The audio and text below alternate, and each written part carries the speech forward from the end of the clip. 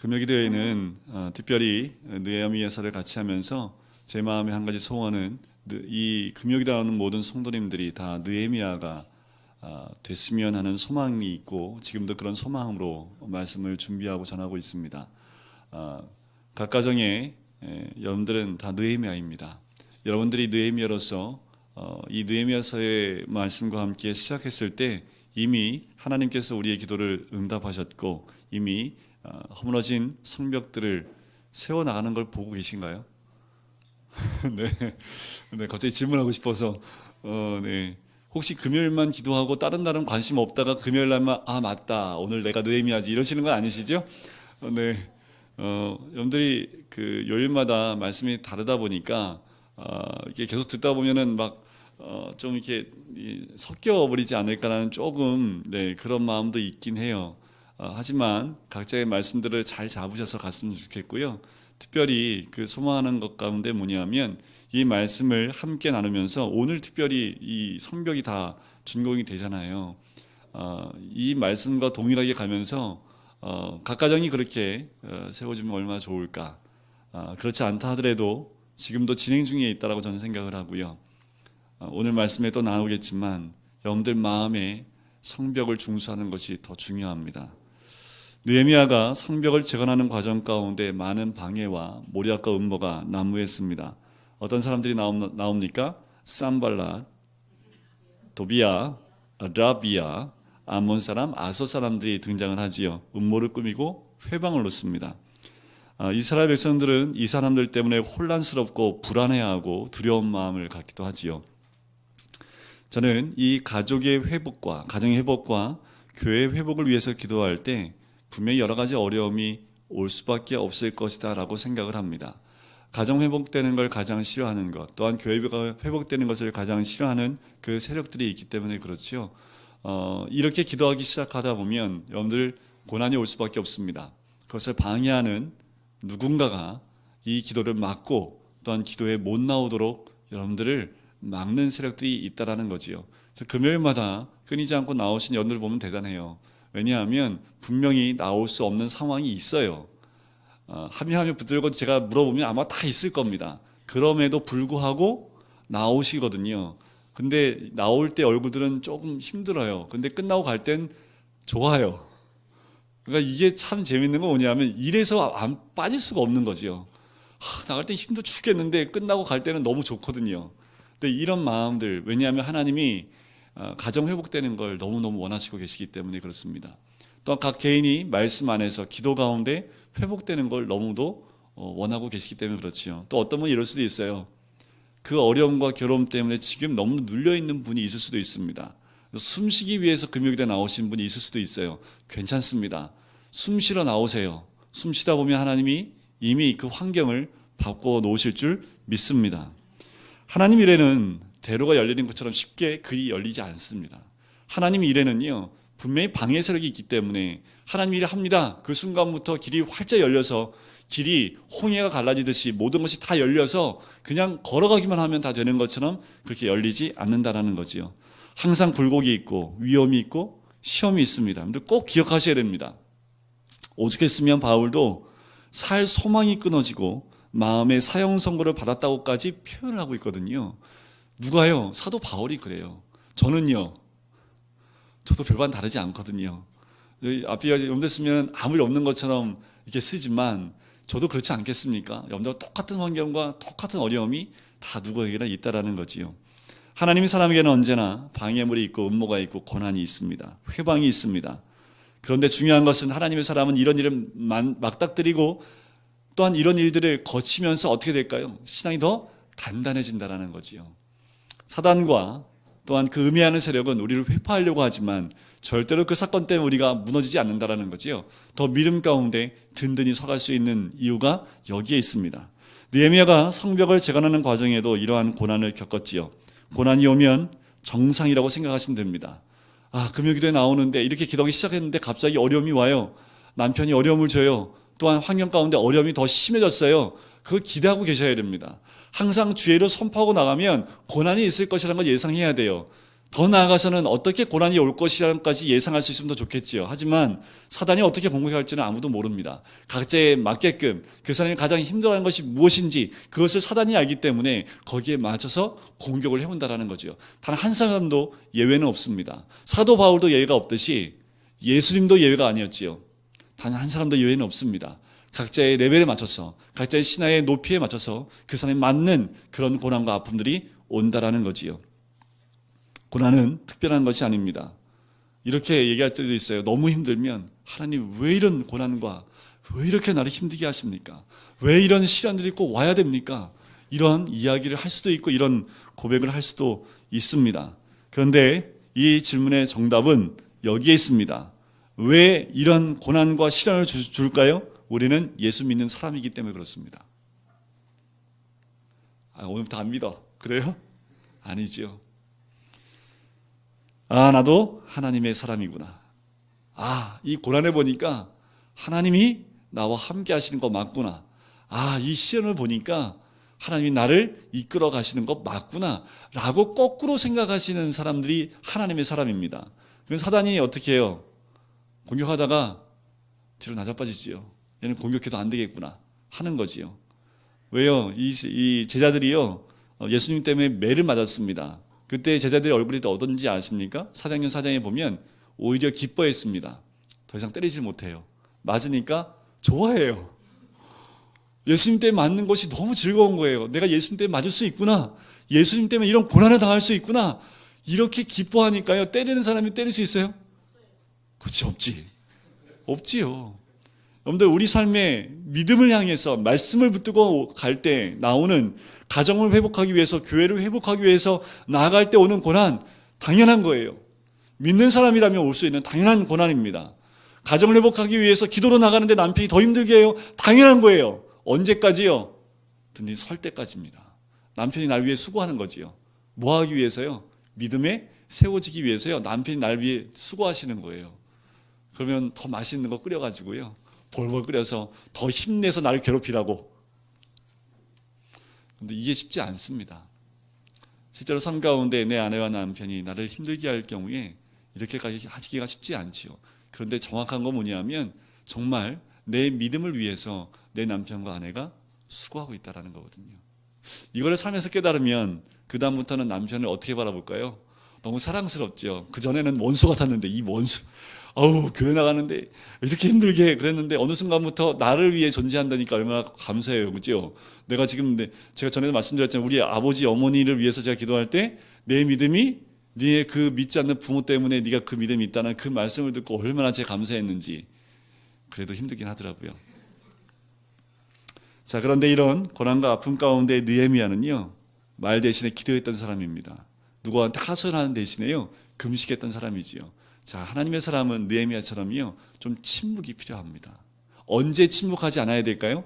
기도할 때. 근데 우린 거꾸로일 때가 많아요. 기도할 땐 침묵하고 사람 만나면 다 얘기해버려요. 이게 허점이거든요. 그러니까 우리가 또 쓰러지는 거죠. 거꾸로 하셔야 됩니다. 사람 딱 만나면 딱 침묵하는 거죠. 아무리 힘들어도 사람한테 하소연하거나 사람한테 넋두리 하는 것이 아니라 하나님 앞에 딱 무릎 꿇고 하나님께 넋두리 하는 거죠. 하나님께 기도로 다 알리는 겁니다. 안 되면 곡기 다 끊어버리고 사생결단으로 금식하며 하나님께 나아가는 거죠. 하나님 앞에 기도하는 것, 그것이 느헤미야를 통해서 우리가 배워야 될 모습이라는 거지요. 드디어 오늘 본문 15절에서 성벽이 완공이 됩니다. 성벽이 다 중수가 돼요.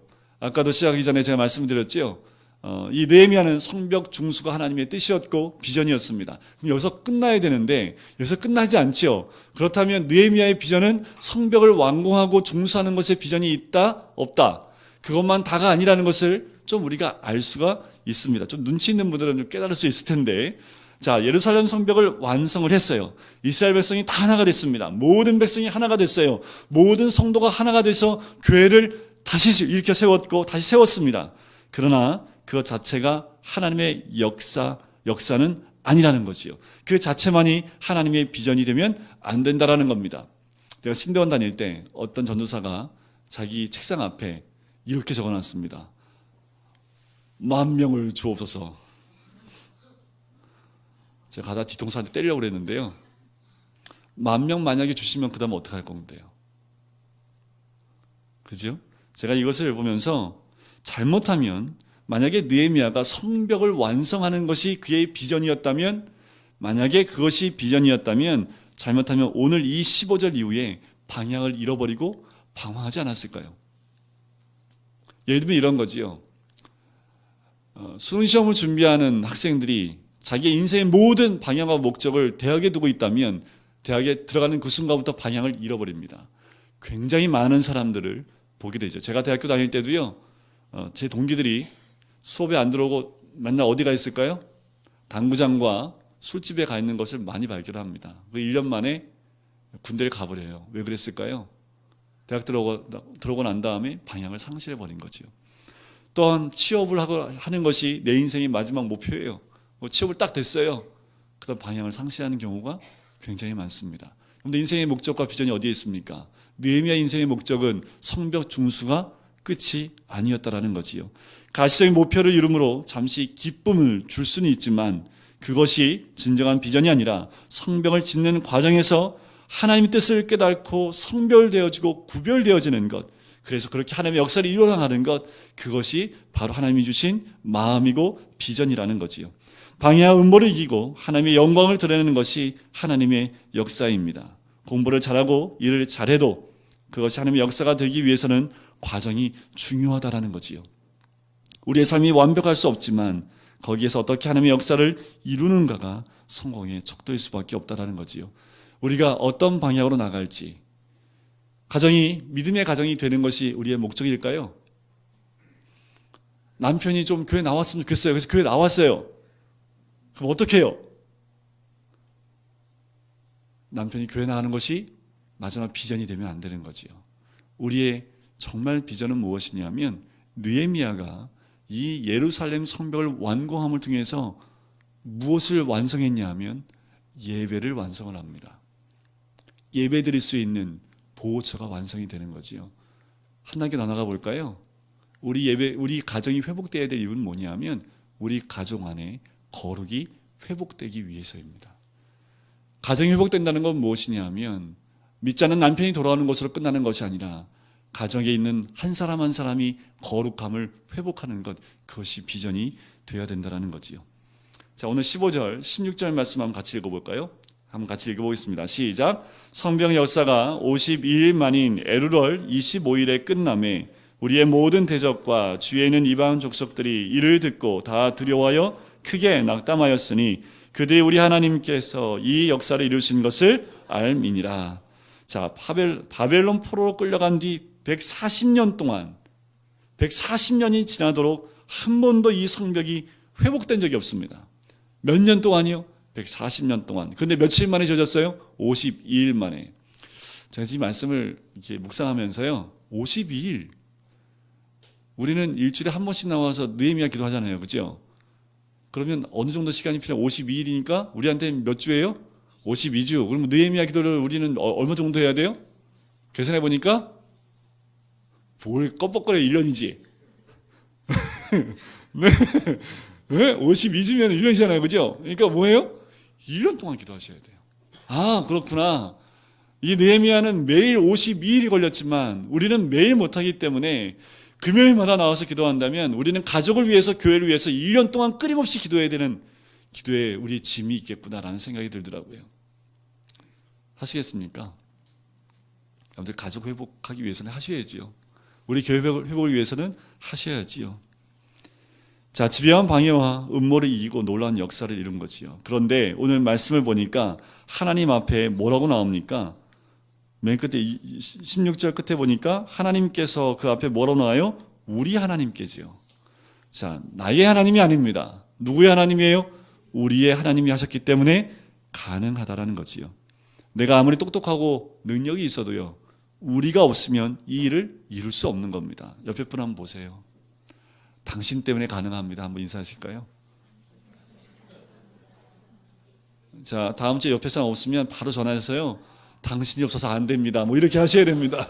그러니까 빠지면, 우리가 함께 가야 되는데, 우리 하나님인데, 지금 나 하나 잘났다고 저 혼자 기도한다고 되겠습니까? 아니요. 옆에 있는 분들, 우리가 함께 가야지 가능한 거거든요. 가족은요, 우리 가족이 함께 해야 됩니다. 나 혼자가 아니라 우리 아이들과 남편과 모든 가족이 우리가 함께 갈 때 그것이 가능하다라는 거지요. 하나님 안에 함께하는 우리가 될 때 나를 괴롭히는 대적은 우리의 대적이 되는 거죠. 누가 나를 괴롭혀요? 그럼 누굴 괴롭히는 거예요? 우리를 괴롭히는 거죠. 그러니까 오늘 누구 괴롭힌 사람이 있어요? 데리고 오세요. 여기다가 딱 이름 적어놓고요. 우리 함께 기도하면 됩니다. 왜냐면 우리이기 때문에 그래요. 우리는 믿음의 공동체이기 때문에 우리입니다. 아프셔요. 고난이 있으세요. 나의 고난이 뿐만 아니라 그것은 우리의 고난입니다. 함께 그 고난을 함께 헤쳐나가야 되는 거지요. 말씀을 준비하면서 이런 말씀이 생각이 나더라고요. 부부간에도 우리가 되지 못하는 가정이 많더라고요. 서로 사랑한다고 하면서도 한 마음이 되지 못하고 한 언어를 쓰지 못해서 상대방이 뭘 말하는지 이해를 못해요. 왜 중학교 2학년이 외계인인 줄 아십니까? 그들의 말이 무슨 말인지 이해가 안 가요. 그죠? 엄마는 이렇게 얘기하고 있는데 애들은 이렇게 얘기하고 있어요. 말이 무슨 말인지 서로가 이해가 안 돼서 서로 외계어의 말을 한다고 해서 이 중학교 2학년 애들을 외계인이라고 우리들이 보통 어른들이 얘기하지 이 중학교 2학년 애들은 자기들이 외계인이라고 얘기 안 해요. 가정 안에 우리가 되려면 언어가 소통이 돼야 되고 마음이 한 마음이 돼야 되는데 가정 안에 보면 유독 부부간에 한 마음이 안 돼요. 웃는 분들은 다들 동감하시는 거지요. 자, 영적으로 우리가 하나가 되지 못하면 초점이 빗나가세요. 또 집착하게 되고 의심하게 돼서 서로를 힘들게 만든다는 거지요. 자, 그러면 부부가 우리가 되려면 어떻게 하면 될까라는 걸 생각해 봤어요. 이게 굉장히 중요합니다. 가정이 회복되기 위해서는 부부가 우리라는 공동체 안으로 서로 한 마음과 한 뜻과 언어가 소통이 돼야 되는데 한 가지는 이 방법밖에 없습니다. 같은 말씀을 듣고 묵상하는 것이 꼭 필요합니다. 여러분들 주일날 설교 들으셨잖아요. 그죠? 부부가 함께 성경 공부하는 게 얼마나 큰 축복인지 제가 성경 공부할 때마다 얘기합니다. 왜 그런지 아세요? 아내만 성경 공부해요. 그러면 아내만 깨닫기 때문에 아내가 남편 섬겨야 돼요. 아내만 죽어 계속. 남편만 성경 공부 나와요. 그러면 제가 맨날 뭐라고 얘기해요? 말씀대로 살라고 얘기해요. 그러면 누구만 말씀대로 살아요? 말씀 공부하는 그 사람만. 그럼 공부 안 한 사람은요? 지 멋대로 살지요. 그러면 말씀대로 살면 어떻게 될까요? 말씀대로 안 사는 사람을 끝까지 섬길 수밖에 없잖아요. 그러면 성경 공부하는 사람만 피해를 입죠. 그래서 제가 뭐라고 말씀드리냐면 성경 공부는 꼭 부부가 하시라고. 예배 장소에 부부가 함께 나오시라고. 그래야지 말이 통해요.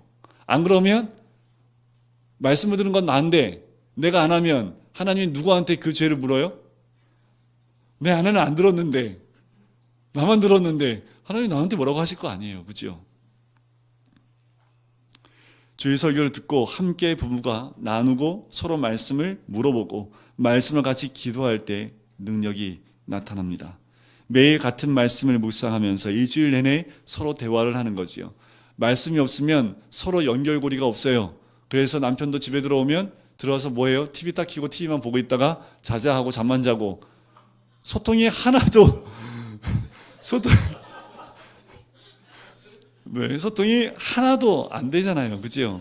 그런데 소통이 될 수 있는 한 가지는 뭐냐 하면 아침에 같은 말씀을 묵상해요. 저녁에 들어와서 그 말씀을 묵상했던 것을 서로 나누는 거지요.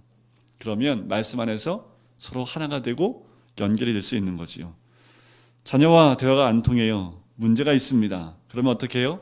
같이 한 말씀을 같이 묵상하는 거지요. 같이 묵상해보고 아이들이 묵상했던 걸 서로 나누기도 하고 그렇게 말씀으로 서로 소통이 될 때 그렇게 생각만 해도 짜증나는 우리가 아니라 보고 있어도 또 보고 싶은 우리가 될 때 140년 동안 한 번도 회복되지 못했던 그 성벽이 52일 만에 단 52일 만에 완공되어지는 놀라운 역사를 경험할 수 있다는 거지요. 이 성벽을 재건하는 것, 그 교회를 회복하고 가정을 회복하는 데에는 고난을 피해갈 사람이 단 한 명도 없습니다. 함께하는 우리가 없으면 고난이 찾아올 때 금세 무너질 수밖에 없어요. 우리 교회를 같이 세워나가자고 느헤미야를 함께 묵상하면서 제가 말씀을 많이 드렸잖아요. 왜냐하면 이곳에 나와 있는 여러분이 있기 때문에 우리가 있기 때문에 그것이 가능하기 때문에 그렇습니다. 저는 금요일에 나오는 우리 성도님들 한 분 한 분 때문에 우리 교회는 결국 회복될 뿐만 아니라 우리 교회는 거룩해지고 또 하나님이 기뻐하시는 교회로 회복되어지고 우리 교회의 이 회복은 우리 교회뿐만 아니라 우리 교회 주변에 있는 많은 자들에게 하나님의 살아계심을 나타나게 될 줄 믿습니다. 하나님의 역사는 우리 하나님이 이루십니다. 하나님을 사모하는 우리, 말씀대로 살아가고자 하는 강한 우리가 하나님의 역사를 이루어갈 줄 믿습니다. 자, 16절 말씀에 보면, 자, 누가 두려워합니까? 모든 대적과 주위에 있는 이방 족속들이 이를 듣고 다 두려워해요. 그리고 낙담을 합니다. 그들이 우리 하나님께서 이 역사를 이루신 것을 알기 때문에 그렇지요. 그런데 왜 이들이 두려워하고 낙담했을까요? 두려워하고 낙담한 이유는 그 전에도 보면 이들이 뭐 했습니까? 이스라엘 민족들, 유대인 민족들을 갖고 뭐라고 합니까? 시기하고 안 될 거야 하고 비아냥거리고 어떻게 무시하는 마음이 있었기 때문에 그렇다라는 거지요. 자, 이 모습을 보면서 혹시 내 마음에는 이런 대적의 마음은 없을까라는 생각이 들어봐요. 하나님의 역사를 두려워하고 낙담하는 모습이 내 안에는 없을까? 교회 안에서도 서로 질투하는 관계의 사람들이 있다면 혹시 내가 그 대적의 마음을 갖고 있는 사람은 아닐까? 가정 안에서도 마찬가지입니다. 동서가 나보다 느낌이 들었는데 신앙이 더 깊은 것 같아요. 그러면 왠지 모르게 마음이 불편해요. 그러면 내 마음은 누구의 마음이에요? 대적의 마음일 수 있다는 거지요. 저도 똑같습니다. 동기들의 소식을 들으면서 축하해줘야 될 일에 내 마음에 불편함이 생길 때가 있다는 거지요. 그 마음은 뭐예요? 내 안에 대적의 마음이 있다는 거지요. 한 사람도 자유로울 수 없다는 거지요. 언제나 가장 무서운 대적은 내 속에 있습니다. 하나님의 역사로 하나님의 은혜로 잘됐다고 하는데도 같이 기뻐하는 마음이 없다면 어쩌면 내 마음이 대적하고 있는 이방인과 같다라는 거지요.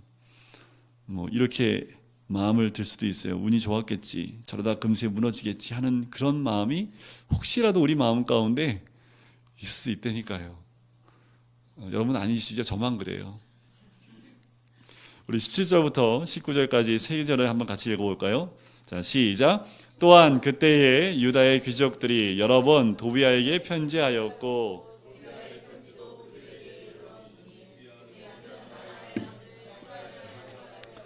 도비아의 아들 여호하난도 베레가의 아들 무슬람의 딸을 아내로 맞이하였으므로 유다에서 그와 동맹한 자가 많음이라.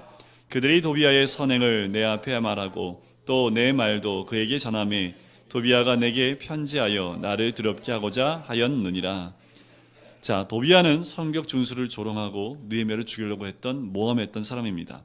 그런데 그 도비아가 유다 귀족들이 이 도비아와 함께 편지를 왕래하면서 동맹을 맺었다라고 나옵니다. 언제요? 그때입니다.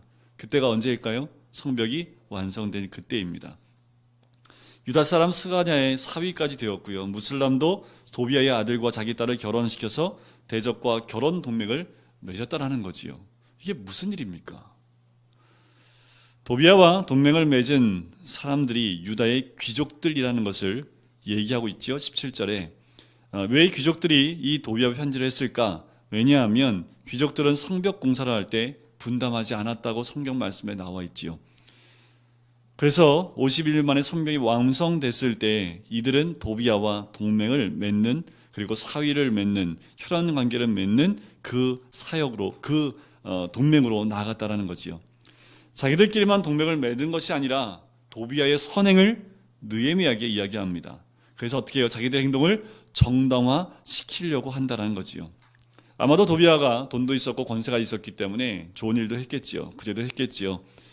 그런데 중요한 것은 이들에게 하나님의 가치의 기준이 없다라는 겁니다. 이 귀족들에게는 하나님 가치의 기준이 없어요. 그냥 좋은 일 하니까, 그러니까 그를 받아들이자, 때로는 그를 칭찬하면서 그에게 대해서 좋은 얘기를 하고 있다라는 거지요. 인간적인 선행을 강조하면서 좋은 사람이라고 합리화시키고 있는 거지요. 도비아의 장인이 된 스가냐는 어떤 사람이냐면요, 1차 포로 기환 때 스룹바벨과 함께 750명을 이끌고 온 개국 공신입니다. 굉장히 위치가 있는 사람이죠. 도비아와 사돈을 맺은 무슬람은요, 문 가운데 어문과 동문 두 부분을 중수했던 신실한 사람입니다. 그런데 어떻게 도비아와 동맹을 맺고 혈연 관계를 맺을 수 있었을까요? 이렇게 추측이 돼요. 뭐냐면 열심히 성벽을 중수하던 무슬람이 왜 이렇게 됐을까? 아마도 이 무슬람은 그 믿음 가운데 한 가지가 뭐였을까?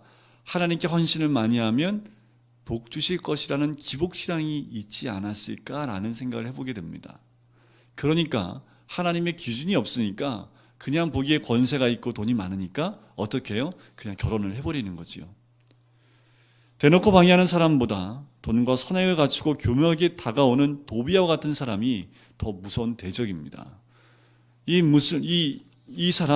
무슬람이 이 사람은 영적으로 깨 있어야 될 그때에 어떻게 해요? 돈이 있고 권세가 있고 선행을 한다는 이유로 자기와 혈연 관계를 맺는 그 누를 범하게 되는 거지요. 어쩌면 그 사람은 이것을 통해서 자기가 복을 누리고 있다라고 생각하지 않을까요?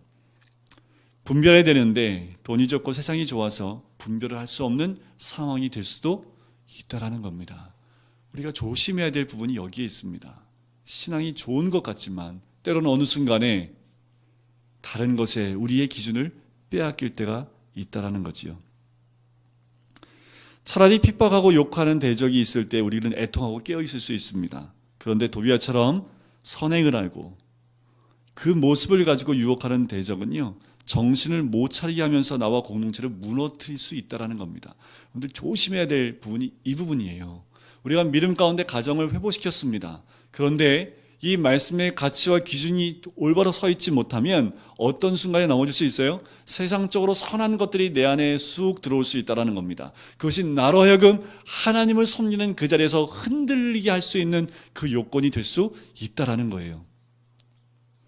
그래서 가장 힘든 대상이 하나님 없이 나한테 잘해주는 도비아 같은 사람입니다. 그 배우자 중에 잘해주는 배우자 있잖아요. 교회 가는데 전혀 박해도 안 하고 갔다 와, 괜찮아 갔다 와, 계속 이러시는 도비아가 더 교회 데리고 나가기 힘든 거 아시죠? 되려 핍박하는 사람은요, 어떤 분들은 새벽마다 남편 이 양말 끌어안고 기도하시는 분도 있었어요. 왜냐하면 남편이 하도 핍박을 하니까 밤만 되면 술만 먹고 들어와요.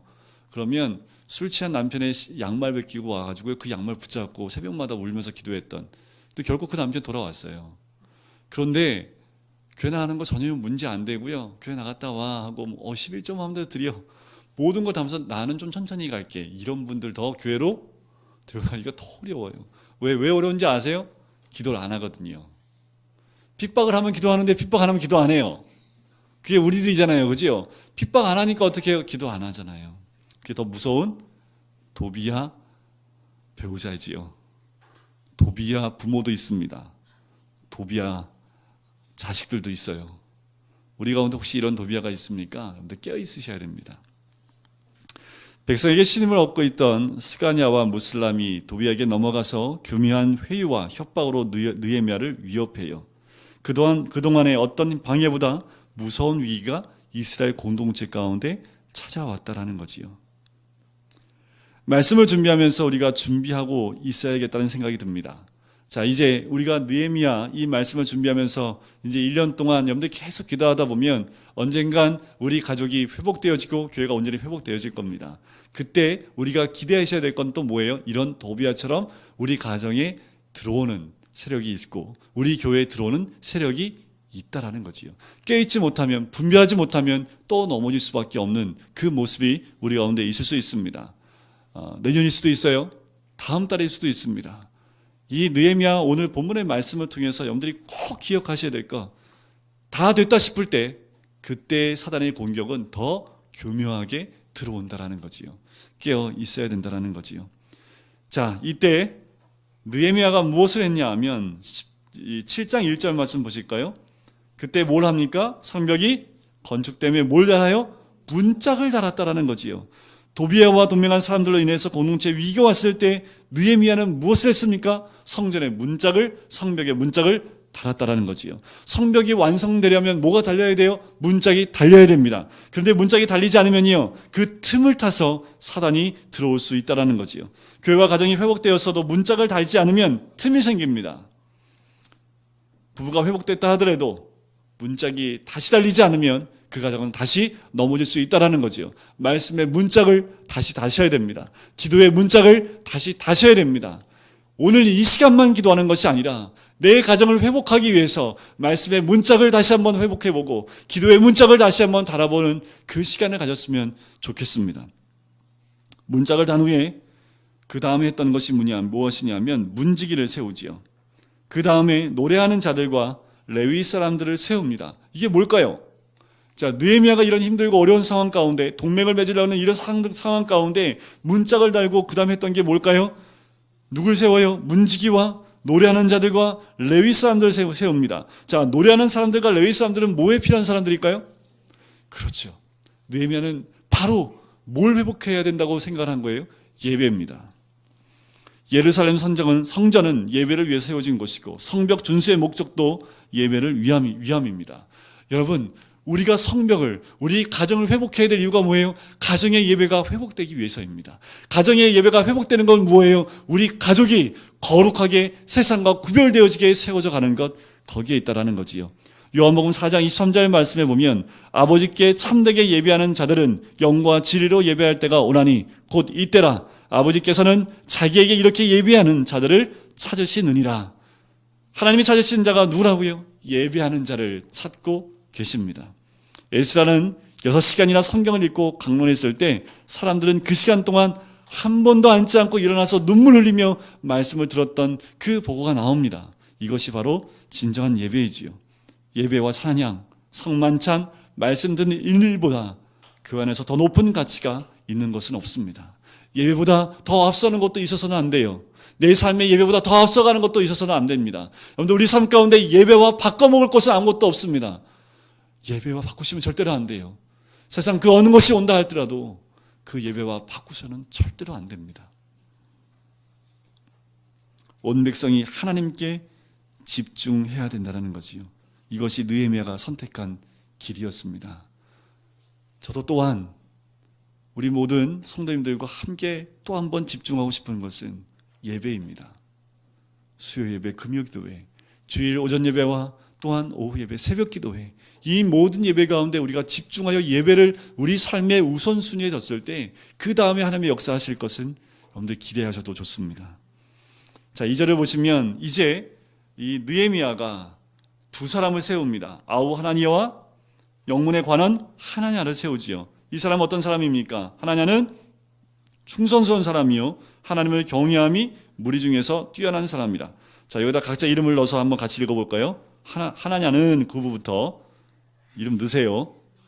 입 다물고 계시지 마시고 늘 하면 꼭 넣으세요. 시작. 이정규는 충성스러운 사람이요, 하나님을 경외함이 무리 중에서 뛰어난 자라. 한 번 더요. 시작. 정규는 충성스러운 사람이요, 하나님을 경외함이 무리 중에서 뛰어난 자라.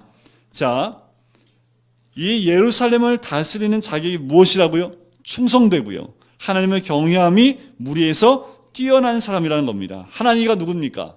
예루살렘에 회파된 것을 느헤미야에게 알려주면서 함께 마음을 나눴던 사람이 그 동생이었던 하나니지요. 혈연 관계이기 때문에 너도 한 자리 맡아, 이게 아닙니다. 하나니 가슴 가운데 느헤미야가 가졌던 그 가슴이 있었기 때문에 하나니를 세우는 거죠. 또한 하나냐라는 사람은 영문의 관원입니다. 망대를 지키는 관원이었습니다. 그런데 하나님의 경외함이 뛰어나요, 대단한 신분도 아닙니다. 성벽을 중수하면서 의외의 인물이 드러난다는 거지요. 제가 이 말씀을 준비하면서 금요기도에 의외의 인물이 드러나겠구나, 전혀 예상치 않은 어떤 한 사람이 드러나겠구나. 그 사람이 누가 돼야 돼요? 누가 돼야 이 하나냐가 그런 사람이었어요. 전혀 중요한 사람이 아니었습니다. 그런데 52일이 지나가면서 이 사람이 중요한 사람이 됐다라는 거지요. 무너진 성벽을 중수하는 과정에서 각자의 믿음이 드러나게 되어 있습니다. 어렵고 괴로운 가운데 그 믿음이 드러나게 되어 있는 거지요. 충성된 일꾼이라 어떤 사람입니까?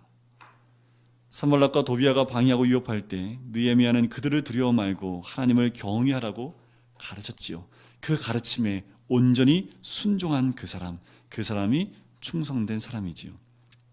하나님의 가치관으로 살라고 느헤미야가 얘기하지요. 그 말씀에 순종하여 하나님 말씀대로 살아가는 그 사람이 충성된 사람이지요. 하나님의 경외함으로 지도자를 존경하고 백성을 사랑하는 것이 충성된 일꾼의 모습입니다. 하나님은 분명히 그 사람을 또한 지도자로 세우게 될 줄 믿습니다. 이제 마지막 3절과 4절인데요. 같이 한번 읽어볼까요? 시작. 내가 그들에게 이르기를 해가 높이 뜨기 전에는 예루살렘 성문을 열지 말고 아직 파수할 때에 곧 문을 닫고 빗장을 지르며 또 예루살렘 주민이 각각 자기가 지키는 곳에서 파수하되 자기 집 맞은편을 지키게 하라 하였노니 그 성읍은 광대하고 그 주민은 적으며 가옥은 미처 건축하지 못하였음이니라. 성벽 중수를 52일 만에 완수해서도 느헤미야는 지금이 위기의 때인 줄 알고 있습니다. 평안하다 할 때가 위험한 때이기 때문에 비상 상태를 인식하고 해 뜨기 전에 문을 열지 말고 파수를 마치기 전은 해가 지기 전에 문을 닫으라고 명령을 합니다. 정말 중요한 것은 이렇게 성벽을 완공하고 왔는데 주민이 많아요, 적어요? 적어요. 성읍은 광대한데 주민은 적어요. 가옥은 미처 건축하지 못했습니다.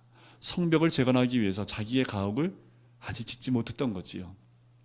그리고 너무나 많은 사람들이 떠났기 때문에 그 성읍이 광대하고 성읍이 완성됐는데도 주민이 적다라는 거지요. 여러분, 우리 가정이 회복되어지면 가정이 가득 차게 될 줄 믿습니다. 우리 교회가 회복되어지면 그곳은 하나님이 채워주시는 줄 믿습니다.